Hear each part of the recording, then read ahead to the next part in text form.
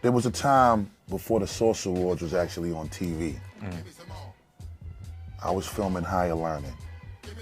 We were staying in the Oakwood apartments in West Hollywood. These are fully furnished apartments that you can rent. Pac was living in there too. Source Awards happened. I think it was at the Paramount Theater. This is where the shit went down with Death Row and Bad Boy, and Suge came on the stage and said what he had to say about Diddy. Any artists out there want to be an artist and want to stay a star and don't want to have to worry about the executive producer trying to be all in the videos, all on the record, dancing, come to Death Row. And I think this was before that actual year, probably the first one or the second one, and Pac was on. He was on that award show. Tribe had got the award for Best Hip Hop Group of the Year.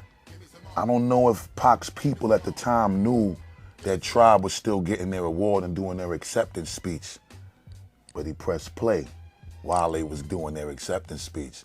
So it looked like Pac just went out there and started performing on some fuck the award shit. I'm just gonna do my shit on top of them niggas, whatever. So it looked crazy from the front because it was like, these niggas is in the middle of their acceptance speech and then your shit just come on and you just come out there and bogart they shit, and it just looked like a crazy disrespect to Tribe. So the beef started immediately. And fortunately, it didn't get to no physical shit, but, you know, I don't know if too many people knew about this at the time when it went down or even after, that it was a big misunderstanding. Because the whole world knows of what my history and my relationship is with Tribe. Me and Pac had a conversation about that. And Pac made it clear to me that he didn't mean to do that. That wasn't his fault, and he don't understand why or how it happened that way.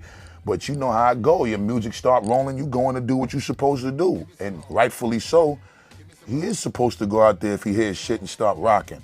Pac actually was trying to see how could we coordinate getting a public truce going on BET. At the time, it was like Rap City was still on the air and Tigger was still doing that shit. I was actually trying to coordinate that. And, you know, I was communicating to Tip via Pac and Pac via Tip, and the vibe was amazing. Like, everybody was like, yo, no doubt, no problem. Misunderstanding, fuck it, let's let the world see it. And it never happened. So it just didn't happen because of circumstances, obviously. And, you know, Pac passed before it got to happen. But even before it got to the point where Pac, you know, encountered his untimely demise, you know, I think not too long after, you know, Pac was going to Atlanta during Freaknik time, and he had just got one of them old 6'4" shits done up. So he was telling me how he was gonna ship his shit down there and go down there and fuck around and have some fun and come back.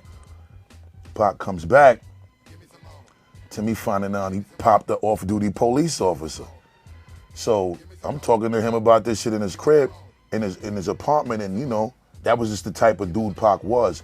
Like, even though he seemed to be presented as a reckless, loose cannon a lot of the times, that wasn't the case, you know what I'm saying? Like, even in that situation, Pac didn't know dude was a police officer. He just knew, you know, these white dudes was jumping on this black dude, and you know, Pac is about his people. You know, that was just what Pac was. He was really about that respect shit, and you know, you gotta love him for it, you know what I'm saying? So it's just a million stories like that I could get into for days, man. Hey, we gonna go ahead and come back to you and do a whole day of untold stories about Busta Rhymes and everything.